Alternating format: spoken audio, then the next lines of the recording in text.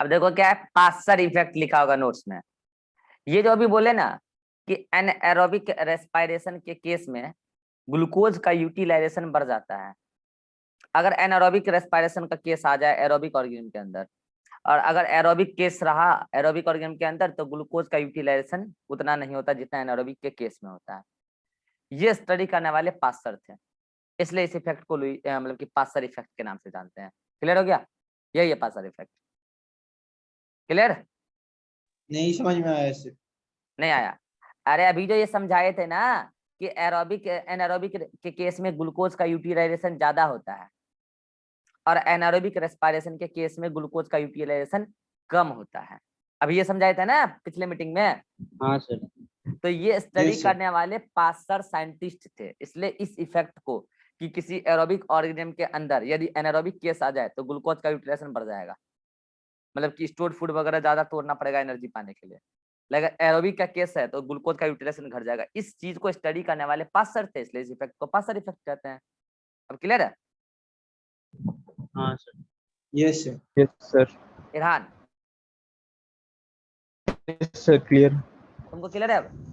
ठीक है, तो चलो अब लेते हैं क्या अगला फैक्टर। और अगला फैक्टर क्या है? इनहिबिटर।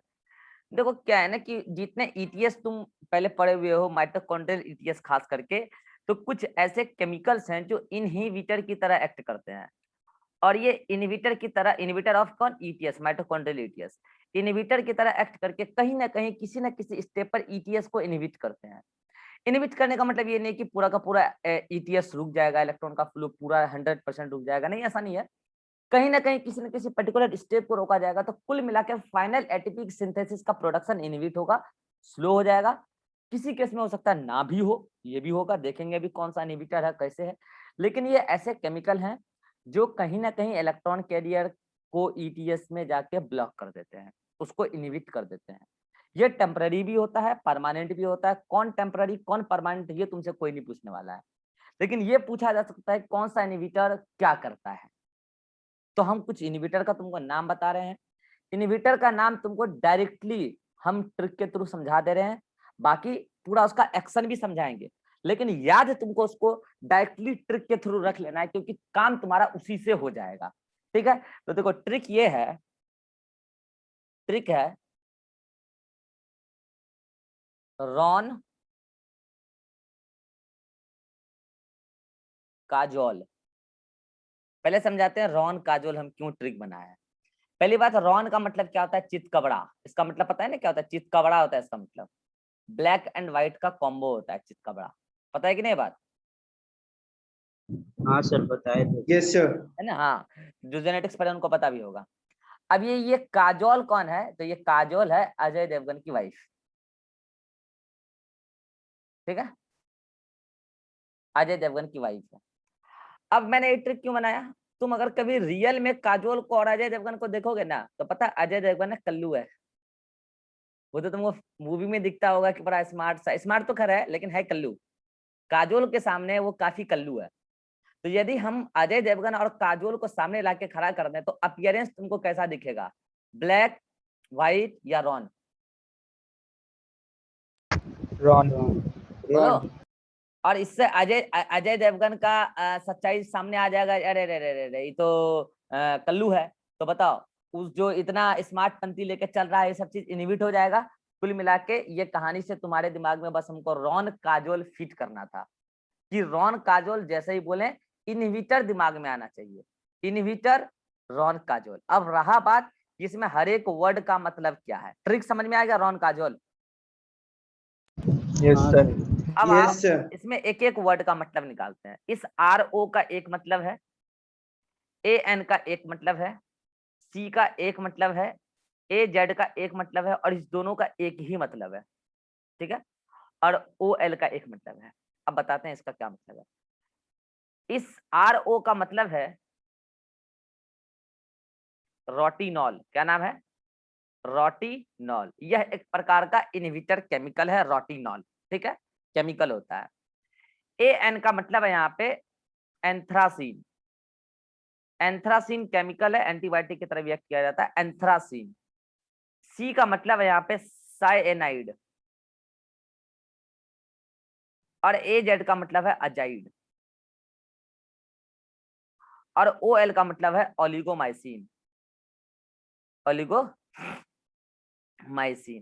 ठीक है, अब तुमको हम सीधा सीधी ट्रिक के थ्रू बता दे रहे हैं कि कौन सा कॉम्प्लेक्स को कौन इनहिबिट करेगा। तो जो मैंने ट्रिक जो बनाया है ना रॉन काजोल, ये बिल्कुल सीक्वेंस में है। पहले एक बात भेजे में ठूस लो कि कॉम्प्लेक्स 2 को कोई इनहिबिट नहीं करेगा, और ये ठूसने की जरूरत नहीं है, अभी हम तुमको याद भी दिला देंगे कि ये क्यों नहीं इसको कोई भी इनहिबिट करेगा। ठीक है, तो इसको छोड़ के बाकी को सीक्वेंस में अरेंज करो, क्या हो जाएगा सीक्वेंस में अरेंज। ये पर्टिकुलर इनहिबिटर किसको इनहिबिट करेगा, कॉम्प्लेक्स 1 को। ये किसको इनहिबिट करेगा, कॉम्प्लेक्स, नहीं दिख रहा है क्या, नहीं शो कर रहा।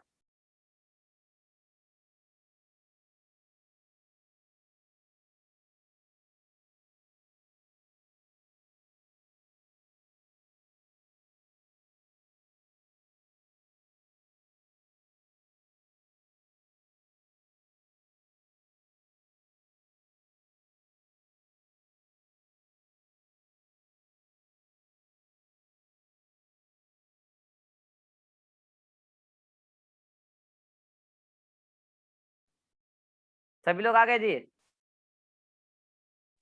Yes sir. हाँ Irhan, sir. Irhan, yes sir. Atiq, हाँ सर। अरे लाइट चली गई है मेरी, ठीक है, तो वाईफाई से अभी ये चल नहीं रहा है, ये चल रहा है मेरे मोबाइल के हॉटस्पॉट से। तो क्या है कि चल तो रहा है मोबाइल के हॉटस्पॉट से अब, लेकिन ये क्या होता है कि जब चेंज होता है ना अचानक से, तो ये हो जाता है ऐसा। ठीक है, तो रिकॉर्डिंग तो बीच में रुका तो नहीं होगा ना यार, नहीं रुका होगा यार, वैसे भी जो चीज बताना है वो पास्टर इफेक्ट ही तो बताए थे। रुक गया था। रिकॉर्डिंग तो अभी सर तक चल रहा है। 2-3 सेकंड के लिए रुका था, फिर स्टार्ट हो गया। 2-3 सेकंड के लिए रिकॉर्डिंग रुक गया था, है ना। रिकॉर्डिंग कंटिन्यू होगा मेरे ख्याल से। हाँ सर। रिकॉर्डिंग तो हो ही रहा है, रिकॉर्डिंग कंटिन्यू होगा मेरे ख्याल से। ठीक है, चलो तो हम एक बार फिर से ट्रिक फिर से बता देते हैं। देखो हम इनहिबिटर बता रहे थे, जल्दी से कर ले लेते हैं, इनहिबिटर बता रहे थे। ठीक है, इनहिबिटर में हम तुमको ट्रिक बता रहे थे, और ट्रिक था हमारा क्या, रॉन काजोल, रॉन काजोल। और हम बताए इसमें कि RO, अच्छा रॉन काजल क्यों बताए, क्योंकि अजय देवगन और काजल को अगर एक साथ खड़ा किया जाए तो वो दोनों ब्लैक एंड व्हाइट का कॉम्बो दिखते हैं। ठीक है, तो RO का मतलब यहाँ पे क्या है, रोटिनॉल। AN का मतलब यहाँ पे क्या है, एंथ्रासीन। ये सीक्वेंस में याद हो जाएगा आपको आराम से। C का मतलब साइनाइड, AZ का मतलब अजाइड। ये सब क्या है, इनहिबिटर हैं। और OL का मतलब क्या, ओलिगोमाइसिन। ये सब माइटोकॉन्ड्रियल ETS के इलेक्ट्रॉन कैरियर को इनहिबिट करने वाले इनहिबिटर है, ओलिगोमाइसिन। ठीक है, और फिर बता रहे थे सीक्वेंस में कि याद ये रखना है कि कॉम्प्लेक्स 2 को कोई इनहिबिट नहीं कर सकता। क्यों नहीं कर सकता, अभी हम कारण भी बताएंगे। तो हो गया सीक्वेंस कि ये कॉम्प्लेक्स 1 को इनहिबिट करेगा, ये कॉम्प्लेक्स 2 को इनहिबिट करेगा। अभी हमने कहा था कि साइनाइड एजाइड का सेम इफेक्ट होता है, ये और ये दोनों कॉम्प्लेक्स 3 को इनहिबिट करेगा, और ये कॉम्प्लेक्स 4 को इनहिबिट करेगा। कॉम्प्लेक्स, अरे रे देखो सेकंड यहाँ हो गया ना, यहाँ थर्ड, सेकंड को कोई इनहिबिट नहीं करेगा ना, अभी तो बताया, अभी तो बताया सेकंड को कोई इनहिबिट नहीं करेगा। तो यहाँ पे थर्ड, यहाँ पे 4, और यहाँ पे 5। ठीक है, तो ये तो ट्रिक रहा। अब देखो क्वेश्चन तो तुम्हारा जब अभी ट्रिक बताया ना, ट्रिक से बन जाएगा, लेकिन जब तक तुमको इनहिबिटर का रोल ही नहीं पता होगा तो क्यों रट रहे हैं कि ये फलाने को इनहिबिट करेगा नहीं करेगा। और ना ट्रिक क्या है उसको कॉन्सेप्ट से समझते हैं। देखो एक्चुअल में क्या है, ये इनर माइटोकॉन्ड्रियल मेम्ब्रेन है जहाँ पे ETS लगा रहता है, लगा रहता है। ये आउटर माइटोकॉन्ड्रियल मेम्ब्रेन है, बीच में पेरी माइटोकॉन्ड्रियल स्पेस है जहाँ पर प्रोटॉन बहुत सारा जमा होता है। ठीक है, हम अब डायरेक्ट इसमें क्या बनाए जा रहे हैं, electron carrier and hydrogen carrier वगैरह जो भी है। सबसे पहले यह एक इलेक्ट्रॉन कैरियर, अभी नाम पूछेंगे, जिससे पूछेंगे वही बताएगा, उसके साथ ये कुछ जुड़ा हुआ है। ठीक है, देन यहाँ पे ये कॉम्प्लेक्स 2 है, कौन उसमें क्या है वो अभी हम जिससे पूछेंगे वो बताएगा। और वहां पर कोई एक एंजाइम है। ठीक है, इनर माइटोकॉन्ड्रियल मेम्ब्रेन के इनर सरफेस की तरफ ये सब कुछ है। देन उसके बाद यहाँ पर फिर एक अगेन कोई इलेक्ट्रॉन कैरियर है, और उससे जुड़ा हुआ एक स्पेशल कोई चीज है। एंड देन अगेन यहाँ पर है तुम्हारा this one here, this one, कि ये है तुम्हारा इलेक्ट्रॉन कैरियर, और ये तीनों मिला के कॉम्प्लेक्स 3 है। देन अगेन तुम्हारा हियर ये क्या है तुम्हारा कॉम्प्लेक्स 4 का पहला कोई चीज है और ये है कॉम्प्लेक्स 4 का दूसरा कोई चीज है, दोनों मिलकर कॉम्प्लेक्स 4 बनता है, ठीक है। और अगेन हियर ये है तुम्हारा यहाँ पर कॉम्प्लेक्स 5 का कोई पार्ट और ये भी सेम पार्ट है कॉम्प्लेक्स 5 का, ये कोई अनदर पार्ट है कॉम्प्लेक्स 5 का, ये कोई अनदर पार्ट है कॉम्प्लेक्स 5 का, और यहाँ पे कोई अनदर पार्ट है और यहाँ पे कोई अनदर पार्ट है कॉम्प्लेक्स 5 का, और इस पर कोई एक एंजाइम है, ये सब बताया हुआ है, ठीक है। फिर ये भी बताया हुआ है कि यहाँ पे भी कोई एक एंजाइम होता है? फिर ये भी बताया हुआ है कि यहाँ पे भी एक कोई एंजाइम होता है, ठीक है। और ये भी बताया हुआ है कि यहाँ पे भी कोई एक एंजाइम होता है, ये सब बातें बताई हुई है, ठीक है। उसके बाद ये भी बताया हुआ है कि यहाँ पे कोई एक ऐसा मोबाइल हाइड्रोजन कैरियर होता है, मोबाइल हाइड्रोजन कैरियर बोला है जो इलेक्ट्रॉन प्रोटॉन दोनों का होता है, कोई एक ऐसा होता है जो यहाँ पे मोबाइल इलेक्ट्रॉन कैरियर होता है, मूवेबल होता है जिसका। अब जिसको बोलेंगे वो नाम फटाफट बोलते जाना, ठीक है। सब अपना अपना माइक ऑन कर लो, बोलना और आंसर देकर चुप माइक ऑफ कर लेना तुरंत, ठीक है। चलो इरहान पहला वाला, अच्छा हम पहले ये बता देते हैं कि इसमें से कौन कॉम्प्लेक्स 1 है। ये कंप्लीट कॉम्प्लेक्स 1 है, ये कॉम्प्लेक्स 2 है, ये यहां से यहां तक मिलाकर कॉम्प्लेक्स 3 है, ये कॉम्प्लेक्स 4 है और ये पूरा का पूरा कॉम्प्लेक्स 5 है, ठीक है। चलो इरहान जल्दी से बता, कॉम्प्लेक्स 1 में सारा लेबलिंग कराओ जल्दी से कलर के साथ। पिंक वाला FMN, ब्लू वाला ferrous iron sulphur iron sulphur क्या और रेड वाला FeS। क्या है ये आयरन सल्फर क्या? प्रोटीन। और ये क्या है? प्रोटीन। ये NADH2 डिहाइड्रोजिनेज है। ये है एंजाइम है NADH2 डिहाइड्रोजिनेज। चलो हर्ष ये येलो वाला जल्दी से। यूबिक्विनोन। यूबिक्विनोन क्या है? Ubiquinone ubiquinone mobile hydrogen carrier है। चलो अतीक ये येलो वाला, ये वाला सक्सिनेट डिहाइड्रोजिनेज। Succinate dehydrogenase. तुम जी कॉम्प्लेक्स 3 को पूरा करवा पूरा। Cytochrome B, iron sulphur protein, और ये साइटोक्रोम C1। चलो नेक्स्ट नवीन बताओगे ये ग्रीन वाला क्या है?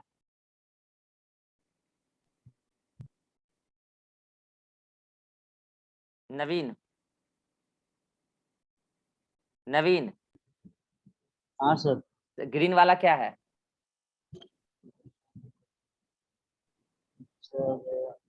Cytochrome C mobile electron carrier. Atiq cytochrome A1। Cytochrome A1। और ये साइटोक्रोम A3। इसके माथे पे साइटोक्रोम ऑक्सीडेज। Cytochrome oxidase. चलो कॉम्प्लेक्स 3 में से छूट गया यूबिक। वो रुको ना यार, वो रुको ना, तुम क्यों बोल रहे हो? तुम बताओ इस कॉम्प्लेक्स 5 को कंप्लीट करवाओ। हम्म हम्म F1 ATP सिंथेस, ठीक है। ये है। अब इसमें कोई बता सकता है? इरहान बताओ इस डायग्राम में कुछ छूटा भी है क्या? हाँ सर। क्या? यूबिक्विनोन छुटा हुआ है, उसके ऊपर C3 के सबसे ऊपर होगा। बीच में यहाँ पे मैट्रिक्स। हाँ ये है यूबिक्विनोन, ठीक है। तो ये सब तुम जानते हो, मोबाइल इलेक्ट्रॉन कैरियर है, तुम सब जानते हो कहाँ से कौन इलेक्ट्रॉन किधर जाने वाला है, ठीक है। अब हम क्या बोले, ट्रिक अप्लाई करो। ये देख लो तुम्हारे सामने ट्रिक है। पहली बात कि कॉम्प्लेक्स 2 को कोई भी इनहिबिट नहीं कर सकता, और इसका कारण बताते हैं। कारण क्या है? ये आउटर माइटोकॉन्ड्रियल मेम्ब्रेन है, पता है। ये पेरी माइटोकॉन्ड्रियल स्पेस है, ये इनर माइटोकॉन्ड्रियल मेम्ब्रेन है। इनर माइटोकॉन्ड्रियल मेम्ब्रेन का ये आउटर सरफेस है और ये इनर सरफेस है। अगर कोई भी इनहिबिटर आया है सेल के अंदर, माइटोकॉन्ड्रिया के अंदर, तो बताओ आउटर सरफेस से इनर सरफेस की तरफ आएगा कि इनर सरफेस से आउटर सरफेस की तरफ जाएगा? बोलो। इनहिबिटर तो बाहर से ही ना आएगा जी। Yes sir. तो जब इनहिबिटर बाहर से आएगा तो सुन लो, ये जो हमने बताया था याद करो, inner mitochondrial membrane highly specific होता है, बहुत ज्यादा स्पेसिफिक होता है। इनर माइटोकॉन्ड्रियल मेम्ब्रेन इनहिबिटर को अंदर नहीं जाने देगा मैट्रिक्स में। लेकिन जो जो इनर माइटोकॉन्ड्रियल मेम्ब्रेन के आउटर सरफेस की तरफ टच किया हुआ होगा, इनहिबिटर उन सभी को इनहिबिट कर सकता है, डिफरेंट डिफरेंट इनहिबिटर। जैसे देख लो, अभी बता रहे हैं, पहला क्या था, रोटिनॉल। रोटिनॉल कॉम्प्लेक्स 1 में पता है इनहिबिट क्या चीज करता है, रोटिनॉल कॉम्प्लेक्स 1 में इस FMN को इनहिबिट कर देता है। अगर यही इनहिबिट हो गया तो बस हो गया। इसी से एक्चुअली पता है, देखो एक बार पता है, एक फैक्ट बता रहे हैं तुमको, FMN के माथे पे जो हम लोग NADH2 डिहाइड्रोजनेज दिखाते हैं ना, एक्चुअली कोई अलग से एंजाइम नहीं होता है। इस FMN के उस टर्मिनल जो मैट्रिक्स की तरफ है, उसी को हम लोग बोल देते हैं कि NADH2 डिहाइड्रोजनेज है। एक्चुअल में ये पूरा का पूरा लाल और गुलाबी पूरा का पूरा एक प्रोटीन है पूरा का पूरा, लेकिन इधर वाला जो पार्ट है वो ऑक्सीडेशन करता है, और ऑक्सीडेशन करने के बाद इधर वाला पार्ट जो पूरा रिड्यूस हो जाता है। ये पूरा अटैच्ड है, सिंगल है। तो अगर इसको इनहिबिट किया तो कुल मिला के ये वाला तो इनहिबिट हो ही गया ना। तो अब NADH2 का क्या नहीं होने वाला, ऑक्सीडेशन। तो अगर NADH2 का ही ऑक्सीडेशन नहीं होगा तो आगे तो इलेक्ट्रॉन जाएगा ही नहीं। अब समझना, बच्चा कहता है सर आगे इलेक्ट्रॉन नहीं जाएगा तो क्या ETS रुक जाएगा? हाँ रुक जाएगा। तो बच्चा बोलता है सर कॉम्प्लेक्स 2 पे FADH2 तो बन रहा था, वो तो बनेगा ना।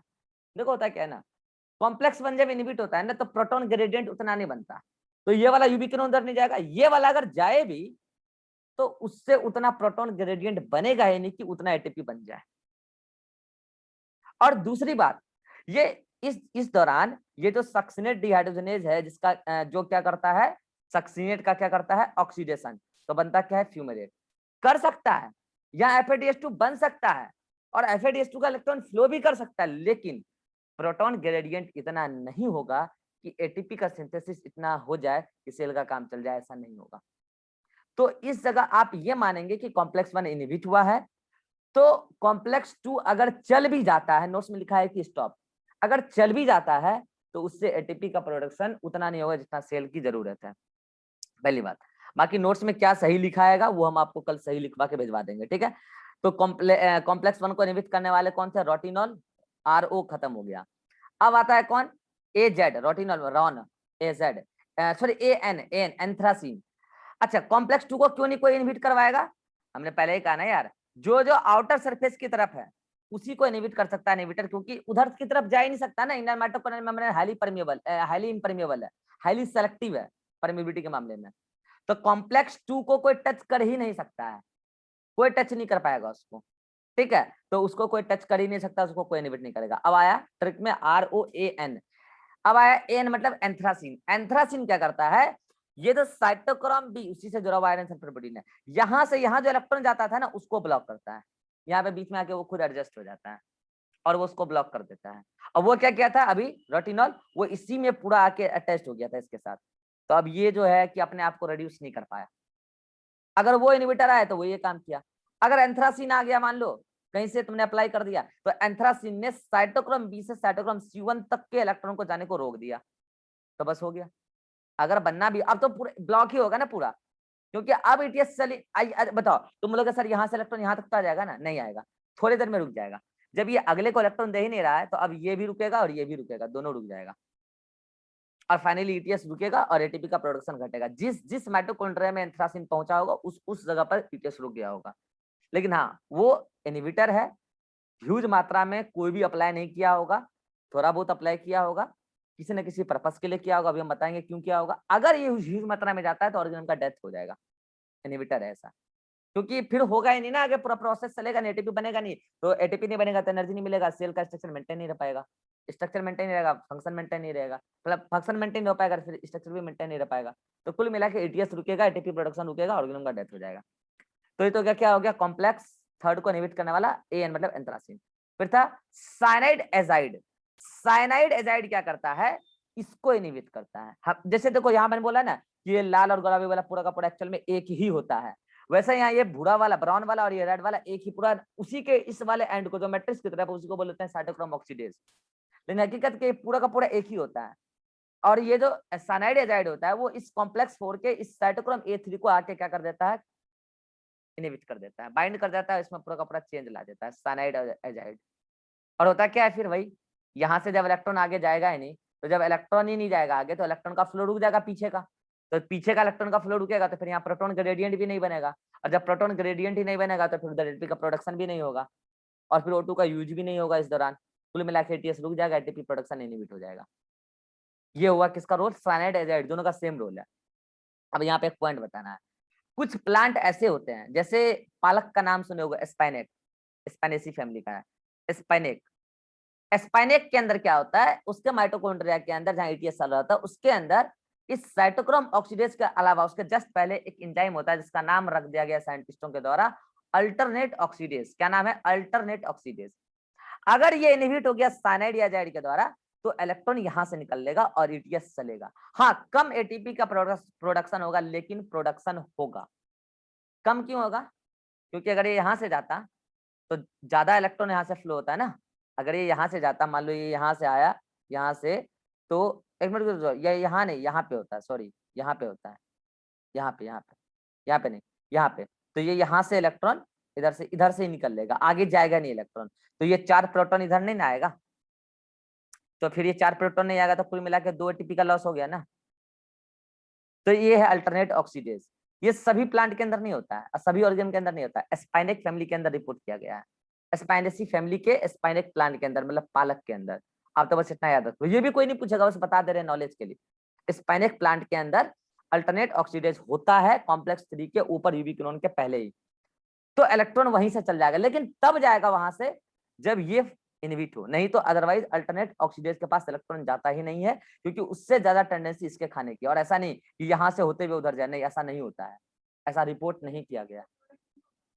हाँ होगा ना, कम होगा ना। प्रोटॉन ग्रेडियंट यहाँ से बन रहा है ना भाई, यहाँ से 2, यहाँ से 2, 4 प्रोटॉन यहाँ से निकलेगा, दिक्कत क्या है। जो काम अल्टरनेट साइटोक्रोम ऑक्सीडेज के प्रेजेंस में हो रहा है वही काम अल्टरनेट ऑक्सीडेज के प्रेजेंस में होगा, ये तो बता रहे हैं। ऑक्सीडेज, नामी ऑक्सीडेज, यहीं पे O2 प्रोटॉन के साथ जुड़ के वाटर बनाएगा और यहीं पे हो जाएगा टर्मिनल ऑक्सीडेशन, इसलिए तो नाम ही रखे उसका अल्टरनेट ऑक्सीडेज, नाम ही है उसका। क्लियर सभी को ये पॉइंट? अरे बोलो। हाँ सर। Yes sir. हाँ, लास्ट क्या है, लास्ट है ये तुम्हारा कि 5th वाला कॉम्प्लेक्स याद करो, ओलिगोमाइसिन। ओलिगोमाइसिन के स्टार्टिंग में ओ लिखा हुआ है, देखो। और वैसे भी यार जो भी ओलिगोमाइसिन होगा, जो भी इनहिबिटर है, वो आया तो किधर से होगा, इधर से ही। तो वो F0 को इनहिबिट कर सकता है। करता है क्या वो, ये F0 के बीच में एक गैप दिख रहा है ना, टनल जिसको कहते हैं, इस टनल पे आके जुड़ जाता है, टनल को ब्लॉक कर देता है। तो कुल मिला के प्रोटॉन इधर से उधर जा ही नहीं सकता, और जब प्रोटॉन इधर से नहीं जाएगा तो बस हो गया फाइनल पूरा ETS ब्लॉक। और पूरा ETS ब्लॉक तो हो गया बस, अब प्रोटॉन ही नहीं जाएगा ना उधर, तो थोड़े मतलब ये प्रोटॉन यहाँ पे बहुत ज्यादा हो गया ना, तो प्रोटॉन बहुत ज्यादा हो गया, तो अब ये प्रोटॉन इधर से कितना भी दम लगा के फेंकने की कोशिश करोगे, फेंका नहीं पाएगा। तो अब इलेक्ट्रॉन का इधर आना और प्रोटॉन का इधर आना सब रुक जाएगा, ETS रुक जाएगा, एटीपी प्रोडक्शन रुक जाएगा, खेला खत्म। तो ये ओलिगोमाइसिन का रोल। तो ये 5 इनहिबिटर, 1 2 3 4 1 5 इनहिबिटर इन 4 कॉम्प्लेक्स को इनहिबिट करते हैं। इसको कोई नहीं करता क्योंकि ये इनर माइटोकॉन्ड्रियल मेम्ब्रेन के इनर सरफेस की तरफ होता है। देखो ये सब चीज कॉम्पिटिटिव पॉइंट ऑफ व्यू से काफी इंपॉर्टेंट है, लेकिन कि कभी कभी नीट में पूछा जाता है, लेकिन आपको आगे सब काम आएगा इनहिबिटर। अब बताते हैं इसका रोल बताते हैं। पहले एक और इनहिबिटर का नाम बता देते हैं, एक है 2,4-DNP। 2,4-DNP ऑर्गेनिक में आप इसका नाम सुनते होंगे, 2,4-डाइनाइट्रोफिनॉल नाम है इसका पूरा। ये पता क्या करता है, ये अगर डाल दिया जाए सेल के अंदर तो ये माइटोकॉन्ड्रियल मेम्ब्रेन को परमिएबल बना देता है आयंस के लिए, कैटायन के लिए। ऐसे कैटायन के लिए इनर माइटोकॉन्ड्रियल मेम्ब्रेन परमिएबल नहीं होती है, लेकिन 2,4-DNP क्या करता है, मेम्ब्रेन में जाके बाइंड करके मेम्ब्रेन में पोर करा के आयन के लिए परमिएबिलिटी काउज करा देता है कैटायन के लिए। तो फिर तो कैटायन यहाँ से आराम से जाने लगेगा। तो पता है इससे नुकसान क्या होगा, नुकसान ये होगा कि प्रोटॉन ग्रेडियंट बन ही नहीं पाएगा। अरे प्रोटॉन लीकेज हो गया ना, पहले सिर्फ यहीं से जाना था प्रोटॉन, कहीं और से जाना ही नहीं था, तब ना प्रोटॉन जमा हो पाता था। अब लीकेज हो गया, अब लीकेज हो गया तो प्रोटॉन ग्रेडियंट ही नहीं बन पा रहा। तो बताओ इस केस में सेल रेस्पिरेशन का रेट बढ़ जाएगा कि घट जाएगा, मतलब ETS का रेट बढ़ जाएगा कि घट जाएगा, सोच के बताओ। घट नहीं जाएगा, बढ़ जाएगा। बताते हैं कैसे, सुनना, बताते हैं कैसे। एक एग्जांपल से तुमको बताते हैं। आज से 1.5 साल पहले हमको कोई चैलेंज दिया था कि आपको स्टार नहीं बनने देंगे, सब्जेक्ट के मामले में हमको चैलेंज किया था, ठीक है। 2 कौड़ी का लोग है और 2 कौड़ी का बात करता है, दिन भर राजनीति का बात करता है, वो हमको चैलेंज करता है कि, और इसी चैप्टर के मामले में प्लांट फिजियोलॉजी में बच्चों को मैं डाउट बता रहा था, उसके पढ़ाया हुआ समझ में नहीं आया किसी को, और मुझे बुलाकर बोलता है कि स्टार बनने की कोशिश मत कीजिए, नहीं बनने देंगे। अब बताओ, जब वो मेरा टांग खींचा तो टांग खींचने के बाद मेरे टीचिंग एक्सपीरियंस में और कमी आ गई, मैं और गंदे तरीके से पढ़ाने लगा, या उससे भी ज्यादा मेहनत करके मैं और अच्छा कंटेंट डिलीवर करने लग गया। जो बच्चा पिछली साल ये सारी घटना देखा होगा, शायद वो एहसास कर रहा होगा कि रमन सर तो अब और भी अच्छा पढ़ाने लग गए हैं। अगर एहसास कर रहे हो तो बोल दो यस और नो। जो बच्चा ये पूरी कहानी समझ चुका है, यस सर। अब वो बच्चा ये समझ चुका होगा कि रमन सर का जब टांग खींचा गया तो रमन सर और ज्यादा काम इसलिए किए, अब बता रहे हैं क्यों किए, ताकि हमें उसकी वो टांग खिंचाई को न्यूट्रलाइज करना था। मार्केट में वो कितना भी मेरे बारे में बुराई फैला दे, लोग उस बातों पर यकीन ना करें। ऐसा तो तभी हो सकता है ना जब मैं और बेहतरीन कंटेंट मार्केट में डिलीवर कर दूं। तो भले ही 24 डीएनपी, ये 24 डीएनपी वही 2 कौड़ी का मास्टर है जिसका नाम आधे लोग इसमें जान रहे होंगे। 2 कौड़ी का है, शरीर विशाल सा है, लेकिन है वो 2 कौड़ी का। ठीक है, तो वो मास्टर जो है मेरा टांग खींचा जरूर, वो है 24 डीएनपी। वो प्रोटॉन के लिए, पैसेज के लिए छेद जरूर किया, लेकिन ईटीएस ने अपनी रेट बढ़ा ली। इसीलिए कि हम कितना भी कोई मेरा छेद कर दे, हम इतना ज्यादा फास्ट प्रोटॉन को जमा करें कि इंस्टेंटली कुछ देर के लिए तो कम से कम प्रोटॉन जमा कर ही लें, ताकि इससे प्रोटॉन गुजरे और एटीपी कुछ तो बन जाए, कुछ तो बन जाए। ये है 24 डीएनपी को न्यूट्रलाइज करने का तरीका कि ईटीएस का रेट बढ़ सकता है।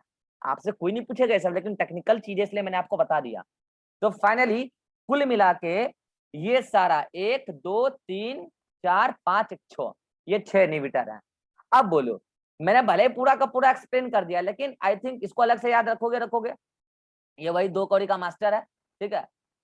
24 डीएनपी छेद कर देता है इनर माइटोकॉन्ड्रियल मेम्ब्रेन में और प्रोटॉन के लिए परमेबल बना देता है, तो प्रोटॉन ग्रेडियंट लॉस हो जाता है। और प्रोटॉन ग्रेडियंट लॉस हो जाता है तो फिर ईटीएस अपने आप को मतलब कि मेंटेन करने के लिए रेट बढ़ा लेता है, ठीक है। इसके अलावा ये 5 तो एकदम सीक्वेंस में ट्रिक के थ्रू याद रह ही जाएंगे। इसमें बस पॉइंट देने वाली बात ये है कि साइनाइड अजाइड जो है ये सेम इफेक्ट दिखाता है। और एक बात ध्यान रखना है कि कॉम्प्लेक्स 2 पे किसी का इफेक्ट नहीं है, यानी कि ट्रिक बना लिए यहाँ 2 3 मतलब 1 2 3 ऐसे लिख रहे हैं, नहीं, याद रखना है ट्रिक में ये 2 मत लाना कहीं पे भी, क्योंकि उसको कोई इन्हिबिट नहीं करता। अब बोलो, अब क्वेश्चन तो तुमसे ट्रिक से ही बन जाएगा, लेकिन सबका रीजन भी अब तुमको पता है ना कि कौन सा इन्हिबिटर क्या करेगा, कहां पर जाके क्या करेगा। बोलो। Yes sir. Yes sir. अब देखो नोट्स में सुनो, नोट्स में भी डिटेल में लिखा हुआ है इन्हिबिटर के बारे में, लेकिन मेरा सजेशन यही होगा, देखो नहीं आता है ज्यादा सवाल इन्हिबिटर से, मेरा सवाल ये होगा कि तुमने ट्रिक को केवल याद रखो, क्योंकि ट्रिक में एक कंसेप्ट भी है ना, इसको बस याद रख लो। ट्रिक में एक कंसेप्ट भी है, तो इसको केवल याद रख लोगे ना, तुमसे एक्सप्लेनेशन कोई नहीं पूछने वाला, भले तुमको पता हो नोट्स में लिखा हुआ है। अभी तो एक बार जब पहली बार पढ़ रहे हो तो पढ़ लेना रीजन, लेकिन जब भी रिवीजन करोगे तो बस ट्रिक के थ्रू दिमाग में रिकॉल करा लेना, बाकी रीजन तुम निकाल लोगे यार, मैंने बता दिया अच्छे से।